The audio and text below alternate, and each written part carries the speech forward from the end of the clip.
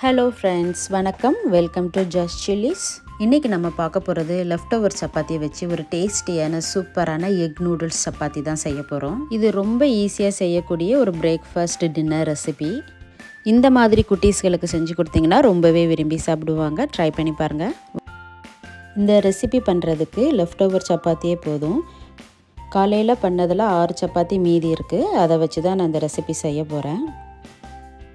சப்பாத்தியை role பண்ணிவிட்டு இந்த மாதிரி கட் பண்ணி எடுத்துட்டிங்கன்னா நூடுல்ஸ் மாதிரி நீள நீளமாக இருக்கும்.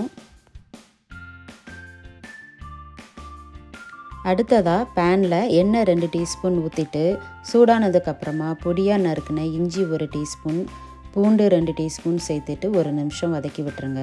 பட்டை சின்ன துண்டு, கிராம்பு 2, ஏலக்காய் 2, பெருஞ்சீரகம் 1/4 டீஸ்பூன், ஜீரகம் 1/4 டீஸ்பூன், மீடியம் சைஸ் வெங்காயம் 1 சேர்த்துட்டு அது லைட்டாக கோல்டன் ப்ரௌன் கலர் வர வரைக்கும் வதக்கி விட்டுக்கலாம்.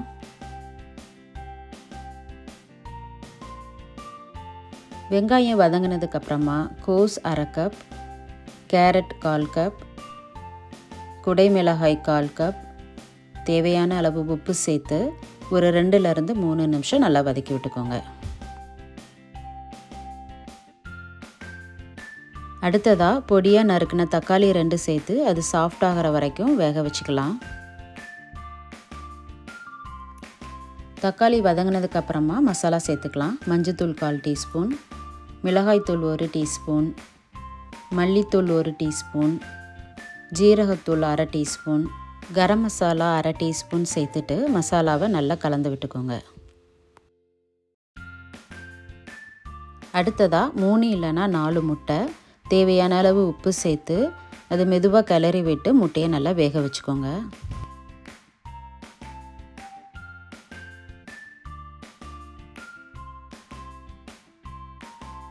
முட்டை வெந்ததுக்கப்புறமா கட் பண்ணி வச்சுருக்கிற சப்பாத்தியை சேர்த்துட்டு இதை நல்லா கலந்து கொடுத்துடலாம்.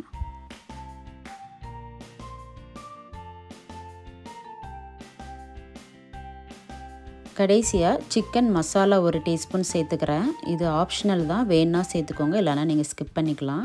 கொஞ்சமாக கொத்தமல்லி இலை சேர்த்து கலந்து கொடுத்துட்டு ஸ்டவ் ஆஃப் பண்ணிடலாம். லெஃப்ட் ஓவர் சப்பாத்தியில் ஒரு சூப்பரான டேஸ்டான எக் நூடுல்ஸ் சப்பாத்தி நம்ம ரெடி பண்ணியாச்சு. இந்த மாதிரி குட்டீஸ்களுக்கு செஞ்சு கொடுத்தா ரொம்பவே விரும்பி சாப்பிடுவாங்க. கண்டிப்பாக ட்ரை பண்ணி பாருங்கள்.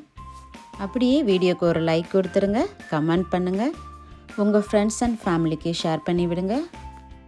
நம்ம சேனலை இதுதான் தடவை பார்க்குறீங்கன்னா மறக்காமல் சேனலை சப்ஸ்கிரைப் பண்ணிவிடுங்க. தேங்க்ஸ் ஃபார் வாட்சிங்.